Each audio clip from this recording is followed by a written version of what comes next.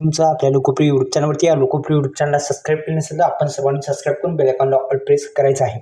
अत्यंत आनंदाची बातमी आहे. नमो शेतकरी योजनेच्या अखेर वितरणाची घोषणा झालेली आहे का आणि माननीय जी मुख्यमंत्री आहेत यांनी घोषणा केली आहे का या संदर्भात संपूर्ण माहिती या व्हिडिओच्या माध्यमातून जाणून घेण्याचा आपण प्रयत्न करूया. चला ते व्हिडिओला वेळ न लावता सुरुवात करूया. मंडळी, या यूट्यूब चॅनलला अगोदर आपण सबस्क्राईब करा, बेल आयकॉनला ऑल प्रेस करायला विसरू नका.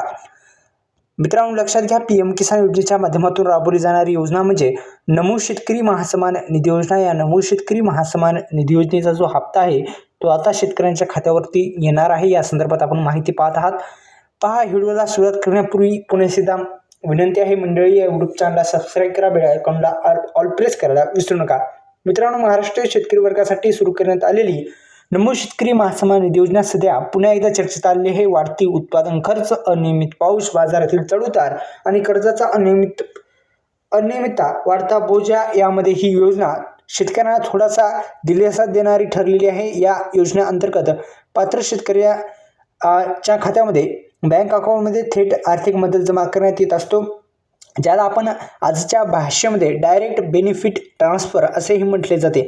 त्यामुळे मध्यस्थीचा अडथळा न येता थेट रक्कम शेतकऱ्यांच्या खात्यावरती जमा करण्यात येत असते. ही या योजनेची मोठी आणि एक आपण जर पाहिलं तर शेतकऱ्यांच्या खात्यावरती आता हा जो नमो शेतकरी योजनेचा हप्ता आहे हा पीएम किसान योजनेच्याच लाभार्थ्यांना मिळत असतो. त्यामुळं पीएम किसान योजनेचे जेवढे काही लाभार्थी वगळलेत त्यांना हा हप्ता मिळू शकत नाही, कारण की त्यांची जी नावे आहेत ते यादीमधून वगळण्यात आलेले अशांना हा नमो शेतकरी महासन्मान निधीचा हप्ता मिळणार नाही.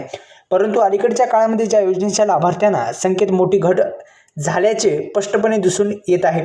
जवळपास जी संख्या आहे ती जवळपास लाभार्थी थोडी कमी झालेली सुद्धा आपल्याला माहिती आहे. व्हिडिओ लाईक करा, लवकरच हप्ता येईल अशी शक्यता आहे.